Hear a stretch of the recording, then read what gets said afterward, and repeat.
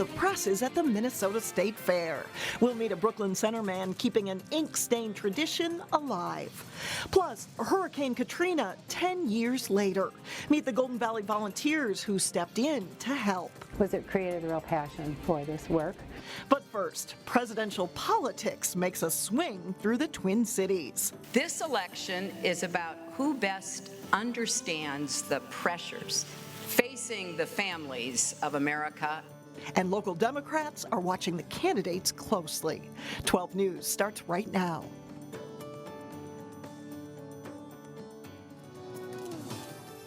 Hello, and thanks for joining us. 4 of the 5 Democratic presidential hopefuls were in Minnesota today to make their case for the party's nomination. Candidates Lincoln Chafee, Martin O'Malley, Bernie Sanders, and Hillary Clinton all addressed the crowd at the summer meeting of the Democratic National Committee in Minneapolis, and that's where Delane Cleveland joins us live with more. Delane?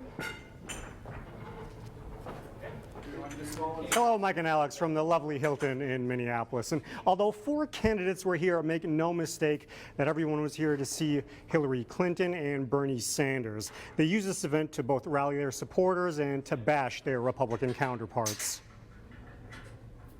Welcome to the 2016 DNC Summer Meeting.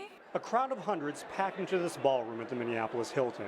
The politicians here wanted to take this opportunity to make a few jokes. If you're really adventurous, you should drive down to southern Minnesota and visit the world's only spam museum. And to take jabs at Republicans, in particular presidential candidate Donald Trump. While some Republicans have tried to distance themselves from Trump's hateful rhetoric, the fact is they endorse many of the same policies. But most importantly, the candidates wanted to fire up their base as the 2016 presidential election approaches. Fellow Democrats, we are not going to let others write our history in 2016. Exactly which Democrat will receive the nomination is still the big question. 4 of the declared candidates had 15 minutes apiece to state their case. I've had no scandals. Former Rhode Island Governor Lincoln Chafee. So I'm proud of that. High ethical standards, the courage to take tough votes. I'm honest with our people, and I don't flip-flop. Former Secretary of State Hillary Clinton. No matter who you are or where you come from, you should have an equal shot at success. Former Maryland Governor Martin O'Malley. Democrats understand the enduring symbol of our nation is not the barbed wire fence. It is the Statue of Liberty. And Vermont U.S. Senator Bernie Sanders. We need a movement which takes on the economic and political establishment. Each of these candidates knows they will need more than an excited crowd to get the party's nomination. It's time to rebuild our party from the ground up, and if you make me the nominee, that's exactly what I will do. Well, next up for the candidates is trying to continue any of the momentum generated here and try to earn as many delegates as possible during the upcoming primary season. The Democratic National Convention is next July in Philadelphia. Reporting live in Minneapolis, Delane Cleveland, 12 News. All right, thanks a lot, Delane. And while the presidential candidates had a chance to get their message out to delegates, this Democratic National Committee summer meeting is largely about laying the groundwork for the 2016 election. So a lot of it is about the rules at this point. And even though people get bored and kind of yawn and say, who cares about the rules determine how the game is going to be played. Hamlin political science professor David Schultz says what happens at this summer meeting could affect who ultimately gets the Democratic presidential nomination. Rules are set at this meeting that will determine how the primaries and caucuses play out next year, as well as how delegates are awarded. And in the race for president, a lot can happen between now and November of 2016. Even though Clinton has a very, very strong position in the polls, has an enormous lead in terms of fundraising, there are a whole bunch of questions, whether it's the email controversy, whether it's about sort of a continuing problem in terms of her connecting with voters. There is no foregone conclusions in politics whatsoever. The DNC Summer Meeting in Minneapolis runs through Saturday. Today, environmental crews work to clean up a construction spill in a Robbinsdale lake. They've been using a vacuum truck to remove grout that made its way into Lower Twin Lake. The grout entered storm sewer lines and washed into the lake from a nearby construction site during a heavy rainstorm last week. The incident raised concerns among neighbors who have been working for years to improve the water quality of the lake.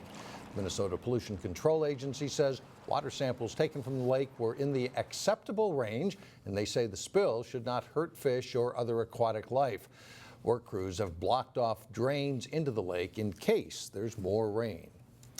Well, 10 years after Hurricane Katrina, a local group of volunteers is back in New Orleans as the long recovery continues for many. Saturday marks the anniversary of the hurricane that killed nearly 2,000 people. Reporter Sonia Goins shows us how a Golden Valley nonprofit continues to provide relief to storm victims. This was our first group of people. The walls of this Golden Valley building are lined with pictures from the Headwaters Relief Organization. The first time we went to New Orleans was in November of 2005. Cheryl Vennerstrom is a volunteer. It's very vivid for me. Images of Katrina are hard to forget. More than 50 levees broke, flooding 80% of New Orleans. There weren't any birds, and you really noticed kind of the absence of life. Seeing the levee break, seeing the big barge that you saw on TV kind of destroy houses. Jenny Shrout is also a volunteer. I think the hardest thing is just knowing that, people obviously lost their lives, but just that there wasn't a lot to salvage. Headwaters made many trips to the 9th Ward, one of the hardest hit areas. They cleaned up and gutted homes. Everything was damaged, and the air it smelled of mold and decay. While the property damage was overwhelming, it was the victims' stories that stood out. There was a man that we met who had his granddaughter in his arms, and he was wading, out of the water, and his granddaughter was swept out of his arms. And he lost her. New Orleans eventually rebuilt, and Headwaters contributed to that effort. Volunteers gutted more than 50 homes, rebuilt 5 others, and 4 community buildings. You really felt like you could make an impact, you could really help somebody. There are a lot of connections we made at that time. Headwaters also evolved as a disaster relief agency. In 2007, Headwaters started the River of Hope Mental Health Resource Center to help children and adults in New Orleans. The group also provides relief here in Minnesota and around the world. As much as you help people, they give you a lot back. You feel very good about volunteering at the end of the day. Volunteers say the ultimate goal is to give hope to those who sometimes have a hard time finding it. People are very resilient. People move on, and they learn to, that becomes a part of their life. In Golden Valley, Sonia Goins, 12 News. The group is in New Orleans today to dedicate a new youth center. New home construction remains flat compared to previous years, but a local suburb remains among the leaders in building activity. Plymouth topped the month of August for residential building permits. Plymouth is also second in the number of permits year to date, behind the city of Lakeville. While the home building market did see some improvement in August, builders had been hoping for a much stronger year. Coming up, take a step back in time at the Minnesota State Fair with a print newspaper man from Brooklyn Center. And then a little bit later in sports, the Osseo football team aims to follow up with another victory after its big win over Maple Grove. But first, the sun shines on a beautiful weekend forecast.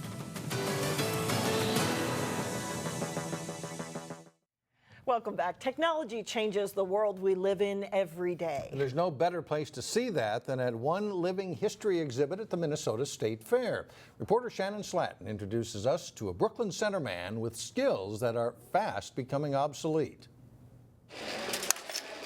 This is a spaceman. Paul Soule was, and still is, a newspaper man. It was the teamwork, and every day was different. Every edition is different. Today it's about the fair. Tomorrow it's about going back to school. Every year he drives from Brooklyn Center a few times to share his knowledge here at the Minnesota Newspaper Museum at the State Fair. We start over here with the linotype. Linotype involves using hot lead to form a line of type. The letters go back up on top, and when they get to the right spot, they'll fall in their correct place. This method dominated the newspaper business for about 100 years. This is a whole bunch of these put together. Paul can set type, and at one point or another, you put it on the press right here. That goes through, and then it'll come off the other end.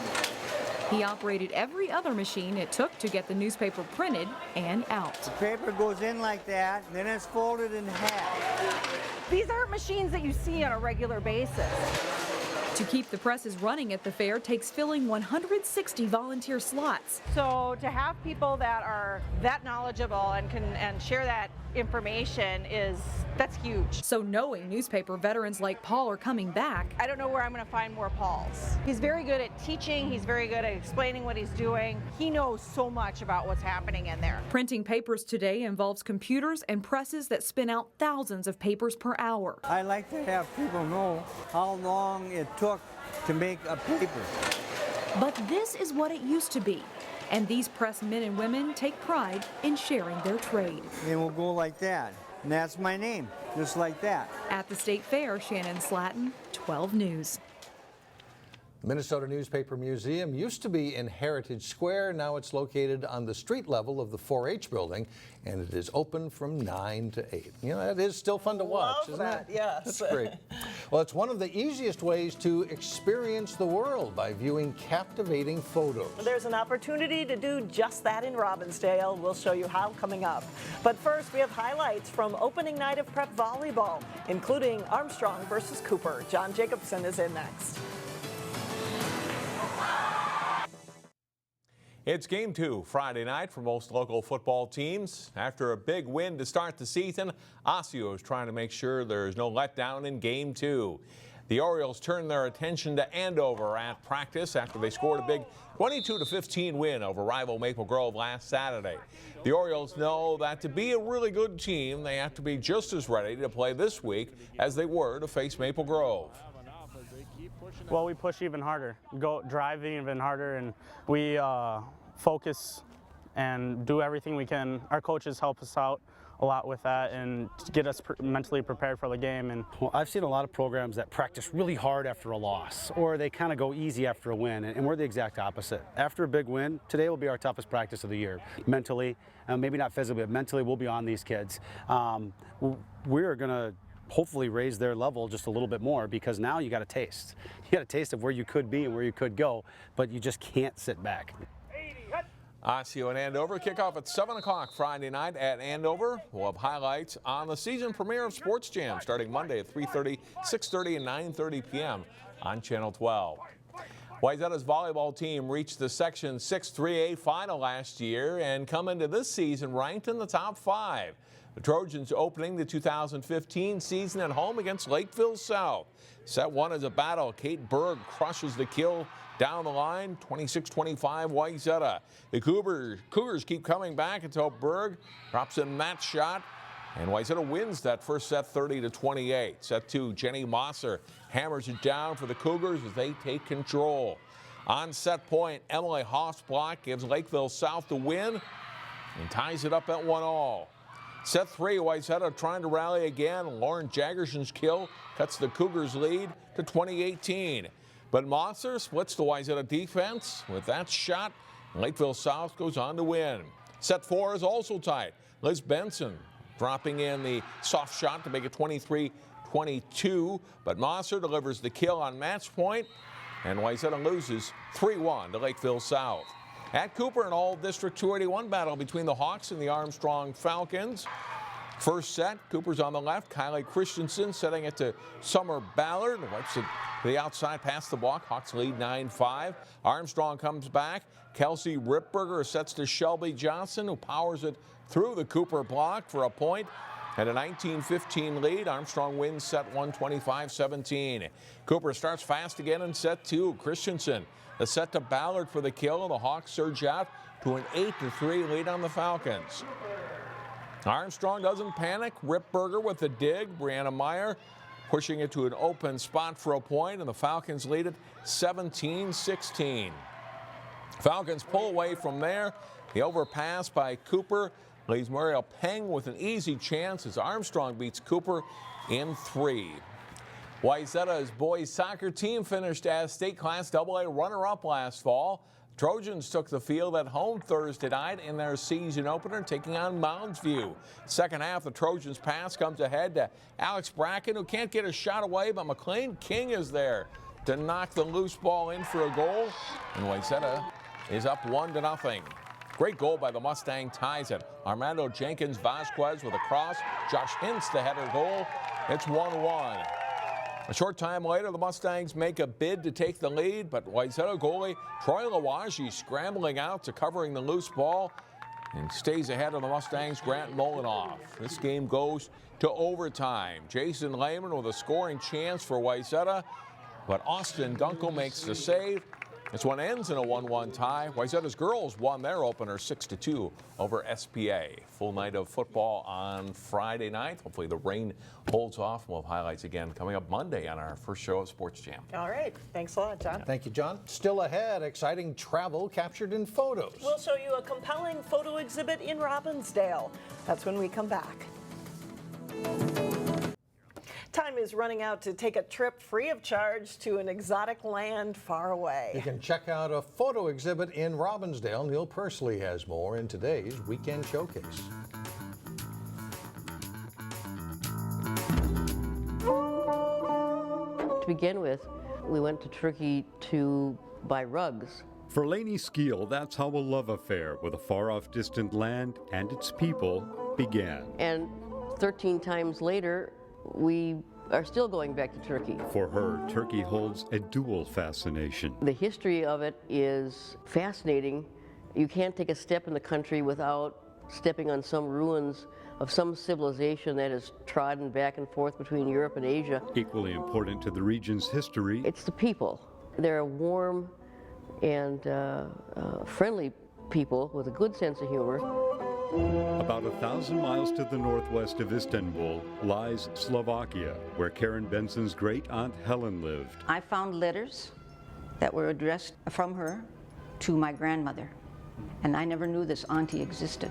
So, Karen began writing her great-aunt in the then Czechoslovakia, and in 1969 made her first journey to discover the aunt she never knew. It was all a surprise. The whole 6 months traveling in Europe was a surprise, and this was simply another educational surprise. Karen returned in 1972 and finally in 1994 to visit and photograph in Slovakia. She developed an affection and fascination with gypsies she found in eastern Slovakia. Their invisibility and the fact that they are so despised. Her images captured the joy and the soul of the gypsies, especially the children. I have hundreds of negatives, so what spoke to me, you see on the walls. For the price of your time, you can travel from Turkey to Slovakia and back again, with a little help from Lainey Skeel and Karen Benson in the Robbin Gallery. For Weekend Showcase, I'm Neil Persley, 12 News. The photography exhibit runs through Saturday at the Robbin Gallery in Robbinsdale, and it is cool to see the people. I mean, landscapes are great, but it's neat to see the people. That's it for now. Have a great weekend, everyone.